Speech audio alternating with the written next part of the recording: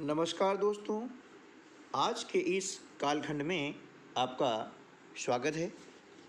आज हम नेस यानी नेशनल अचीवमेंट सर्वे, राष्ट्रीय उपलब्धि सर्वे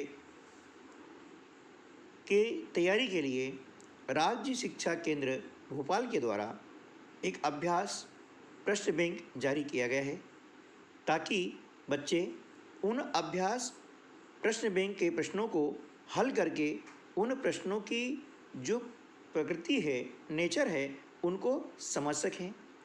किस टाइप के प्रश्न इस सर्वेक्षण में आने वाले हैं उनको जान सकें और तदनुसार अपनी तैयारी कंप्लीट रखें।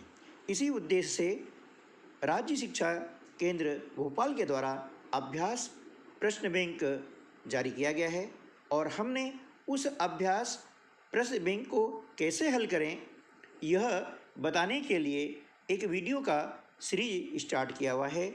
उसी सीरीज के अंतर्गत कक्षा 8वीं विषय हिंदी का आज चौथा वीडियो आपके समक्ष हम प्रस्तुत करने जा रहे हैं। इसके पहले हम हिंदी विषय के 3 वीडियो आपको दे चुके हैं, जो आपने बहुत पसंद किए हैं, और आशा है कि ये वीडियो आपकी नेक्स्ट का जो सर्वे हो रहा है उसमें काफ़ी सहायक होगा। ऐसी हमारी जो है मनोकामना है और ऐसी हमारी जो है सोच है। तो आज के वीडियो में हम शुरू करते हैं प्रश्न क्रमांक 36 से। इससे पहले हम देख लें कि आपको यहाँ पर स्क्रीन में देख रहे हैं कि एक तालिका दी गई है। उस तालिका को पढ़ करके नीचे लिखे प्रश्नों के उत्तर में सही विकल्प पर गोला लगाना है। यह तालिका है राष्ट्रीय टीकाकरण संबंधी। शिशुओं के लिए जो टीकाकरण की व्यवस्था की गई है उस संबंध में एक तालिका है, और इस तालिका में यह बताया गया है कि किस उम्र में कौन सा टीका लगना है और उस टीके के लगने के बाद किन किन बीमारियों से बच्चों का बचाव होगा, ये इसमें तालिका बताया गया है।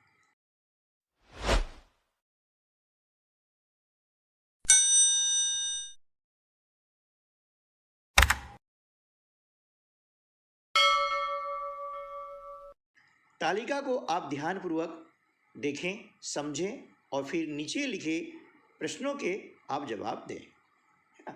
बहुत आसान है, लेकिन इसमें हमारी समझ विकसित हमें करनी होगी।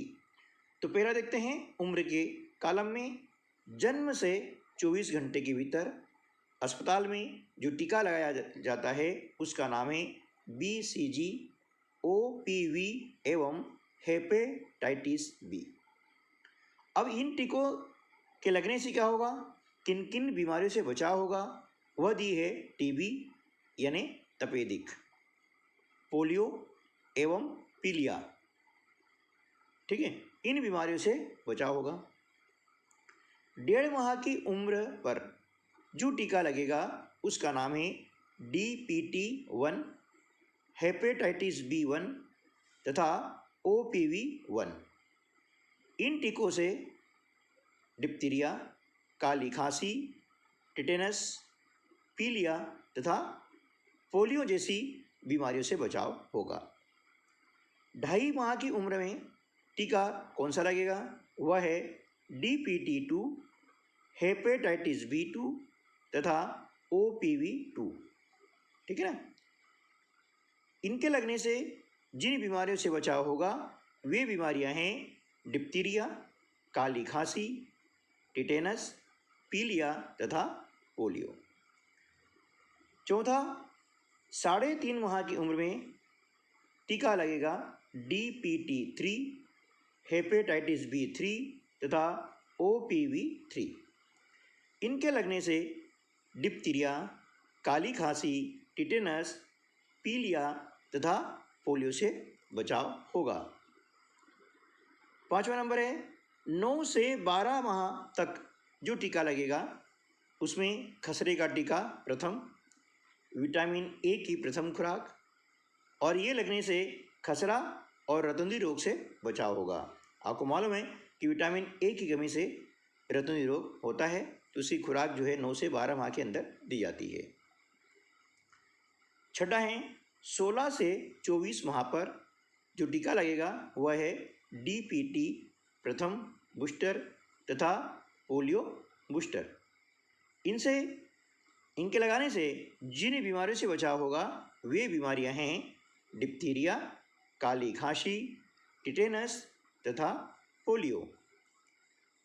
सातवां है 16 से 24 माह पर एक और टीका लगेगा, उसका नाम है खसरे की द्वितीय खुराक, खसरे का टीका। और इस टीके लगाने से खसरा नामक जो रोग होता है उससे बच्चे का बचाव होता है।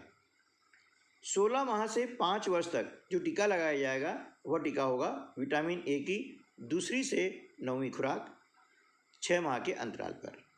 और इनको लगाने से रतौंधी नामक रोग से शिशु का बचाव होगा। 5 वर्ष की उम्र में लगाया जाएगा डीपीटी द्वितीय बूस्टर और इसको लगाने से डिप्थीरिया, काली खांसी, टिटेनस जैसी बीमारियों से बचाव होगा। आपने ये देखा है। अब इनसे संबंधित जो प्रश्न हैं वे हमें यहाँ पर हल करने हैं। तो पहला प्रश्न है प्रश्न क्रमांक 36। इनमें से कौन सा टीका केवल एक बार लगाया जाता है? ए डीपीटी, बी ओपीवी, सी बीसीजी, डी हेपेटाइटिस बी, है ना। तो अभी हमने तालिका में देखा है कि बीसीजी जो टीका होता है वह केवल एक बार लगाया जाता है, इसलिए क्या होगा कि ऑप्शन सी जो है हमारा सही जवाब हो जाएगा। हमें इसके लिए क्या है, तालिका को ध्यान से पढ़ना है और देखना है, ठीक है ना। नेक्स्ट है प्रश्न क्रमांक 37। तालिका के अनुसार संपूर्ण टीकाकरण के लिए बच्चों की आयु सीमा क्या है? ए 9 से 12 माह तक, बी 16 से 24 माह तक, सी 16 माह से 5 वर्ष तक, डी 0 माह से 5 वर्ष तक। 0 माह मतलब जन्म से। तो हमने देखा सबसे पहले आया था कि जन्म में जो टीका लगता है, अस्पताल में जन्म होता है तो उसी समय टीका लगाया जाता है। कब तक लगेगा? 5 वर्ष तक। इसलिए हमारा ऑप्शन डी जो है सही जवाब हो जाएगा 0 से 5 वर्ष तक, ठीक है ना। प्रश्न क्रमांक 38। काली खांसी के लिए कितनी बार टीकों का प्रावधान है ना। तभी हमने देखा तालिका को, है ना। तो काली खांसी के लिए 3 बार जो है टीकों का प्रावधान है, इसलिए ऑप्शन ए जो है हमारा सही जवाब हो जाएगा। प्रश्न है 39वां। शिशुओं के लिए टीकाकरण क्यों आवश्यक है? ए सुंदरता बढ़ाने के लिए, बी जल्दी बड़ा करने के लिए, सी पौष्टिक आहार के लिए, डी बीमारियों से बचाव के लिए। तो देखिए जब हम टीका लगवाते हैं तो क्यों लगाते हैं? अभी हमने देखा तालिका में कि बीमारियों से बचाव करने के लिए टीकाकरण आवश्यक होता है, इसलिए ऑप्शन डी जो है वह सही जवाब हो जाएगा, ठीक है। चलिए नेक्स्ट चलते हैं क्वेश्चन 40वां। प्रश्न 40। विटामिन ए की कुल कितनी खुराकें पिलाने का प्रावधान है? ए 1, बी 4, सी 7, डी 9। तो इसमें सही जवाब हो जाएगा 9, है ना। विटामिन ए की जो है 9 खुराक पिलाने का प्रावधान है ताकि उन्हें भविष्य में जाकर के रतौंधी रोग न हो, कि विटामिन ए की कमी से होता है रतौंधी रोग, है ना। तो इसलिए ऑप्शन डी जो है हमारा सही जवाब हो जाएगा, ठीक है दोस्तों। तो ये तालिका पढ़ करके हमने प्रश्नों के उत्तर देना सीखे हैं। अब हम आगे चलते हैं पोस्टर की तरफ और देखते हैं कि आपने जब बाजार जाते हैं तो होर्डिंग्स पे बहुत सारे पोस्टर लगे रहते हैं, कहीं दीवार पर लगे होते हैं। तो वे पोस्टर किसी विशेष संदेश को देने के लिए लगाए जाते हैं। अब पोस्टर को कैसे पढ़ना है, उसको कैसे समझना है, वह इस में हम अभी जानने वाले हैं। तो देखिए सबसे पहले हम देख लेते हैं, आपके सामने एक पोस्टर है। निर्देश ये दिए गए हैं कि पोस्टर को पढ़कर प्रश्नों के उत्तर में सही विकल्प पर गोला लगाना है। पोस्टर आप देख रहे हैं, उसमें एक चित्र है ना। ऊपर लिखा है जल है तो कल है। पृथ्वी की सतह पर 2/3 जल है, परंतु पीने योग्य जल केवल कितना है 0.002%, यानी 0.002%। एक नारा दिया गया है, हम सब ने यह ठाना है पानी को बचाना है। और सामने आप देख रहे हैं कि एक पेड़ है, नीचे कटोरानुमा है, उसमें नल लगाया हुआ है और नीचे पानी की बूंद आप देख रहे हैं।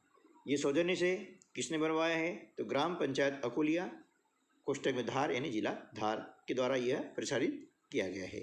ठीक है ना। अब इस चित्र को यानी पोस्टर को ध्यान से देखिए, है ना। और इसके बाद नीचे जो हमारे प्रश्न हैं उनके आपको उत्तर देने हैं। देख लिया ना। चलिए तो मैं इसको आगे बढ़ाता हूँ। प्रश्न क्रमांक 41 पढ़ते हैं। जल की तरह जीवन के लिए कौन सी वस्तु आवश्यक हैं? ए वस्त्र, बी हवा, सी कार, डी मकान। तो देखिए, वस्त्र के बिना भी मनुष्य का जीवन सलामत रहेगा, कार के बिना भी जीवन सलामत रहता है, वह भी जल की तरह आवश्यक नहीं है। मकान भी जल की तरह जीवन के आवश्यक वस्तु नहीं है। लेकिन हवा जो है वह जीवन के लिए बहुत आवश्यक है, जिस प्रकार की जल। यदि हवा हमें नहीं मिलेगी तो मनुष्य जीवित नहीं रह पाएगा। इसलिए ऑप्शन बी जो है वह आपका सही जवाब हो जाएगा। प्रश्न क्रमांक 42। दिए गए पोस्टर के संदेश को स्पष्ट करने के लिए कौन सी पंक्ति उचित है? ए नियमित हाथ धोएं, बी कल कल छल छल, सी संरक्षित जल सुरक्षित कल, और डी है बहता पानी प्रगति की निशानी। तो आप देख रहे हैं कि यहाँ पर जल संरक्षण के लिए नल लगाया गया है ना, दिखा आपने पोस्टर में।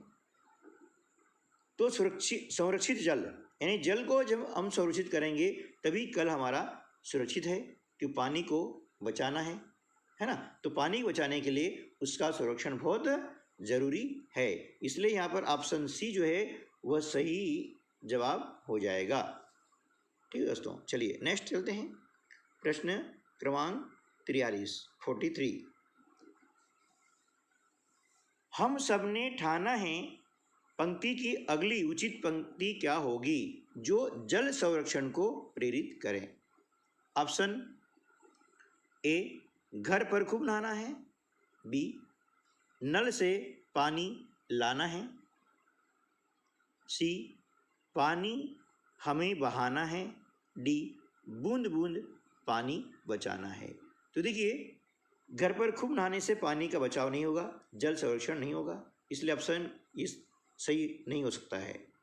नल से पानी लाना है, इससे भी जल संरक्षण यानी जल को बचाने का कार्य नहीं होगा। सी है पानी हमें बहाना है, पानी को बहा देने से भी जल का संरक्षण नहीं होगा। इसलिए जल संरक्षण के लिए क्या करना होगा?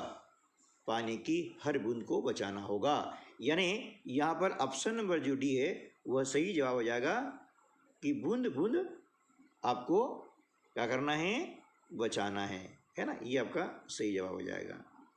ठीक है, बूंद बूंद बचाना है। प्रश्न क्रमांक 44। जल को संरक्षित करने संबंधी वाक्य के लिए किस शब्द को क्रिया शब्द के रूप में प्रयोग किया जाएगा? ए पृथ्वी, बी बचाएं, सी जल, और डी हम। तो देखिए, यहाँ पूछा गया है क्रिया शब्द। क्रिया शब्द से किसी कार्य के होने का बोध होता है। ए पृथ्वी, पृथ्वी क्या है? एक स्थल का नाम है, यानी ये क्या होगी? संज्ञा होगी, क्रिया नहीं होगी। जल भी एक क्या है? संज्ञा है। और हम क्या है? ये सर्वनाम है। इसलिए बचाएं, बचाना क्या है? एक क्रिया शब्द है। इसलिए ऑप्शन बी जो है सही जवाब होगा। प्रश्न क्रमांक है 45। ठाना बचाना शब्द क्या है? ए युग्म शब्द, बी पर्यायवाची शब्द, सी तुकांत, और डी विलोम। तो देखिए, ठाना बचाना ये युग्म शब्द नहीं है। युग्म शब्द क्या होता है? जैसे धीरे धीरे, है ना, एक जैसे शब्द आते हैं। पर्यायवाची शब्द में एक ही शब्द के अनेक नाम होते हैं।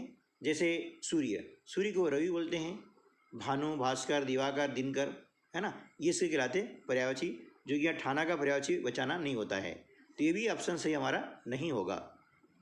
फिर अगला आता है डी में विलोम। विलोम का मतलब होता है उल्टे अर्थ वाले शब्द, यानी अपोजिट, जैसे रात का दिन, धर्म का अधर्म, सत्य का असत्य। ऐसा भी यहाँ पर नहीं है, ठाना का बचाना विलोम शब्द नहीं है। फिर क्या है, यह है तुकांत। तुकांत किसे कहते हैं, जिसके अंतिम वर्णों की ध्वनि ए जैसी होती है ना, जैसे ठाना ना और बचाना, इसमें ना आया है, अंतिम वर्णों की ध्वनि समान होती है, इसलिए हम कहते हैं इसे तुकांत। तो ऑप्शन सी जो है हमारा सही जवाब हो जाएगा। ठीक है दोस्तों, तो आज के वीडियो में बस इतना ही। मिलते हैं अगले वीडियो में, तब तक के लिए नमस्कार, जय हिंद,